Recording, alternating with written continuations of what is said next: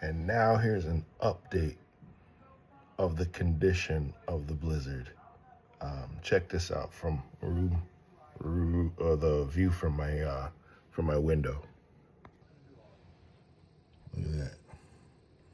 So I was able to scrape some of the ice off my door, but look, that's my car right there.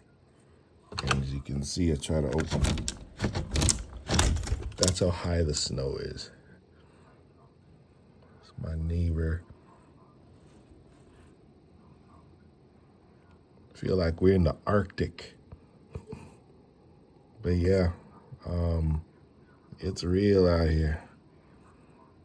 The irony is this is all gonna melt. And it'll be a heat wave in the summer again. So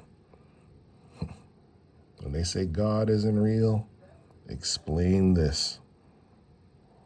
Anyway, I'll keep y'all updated.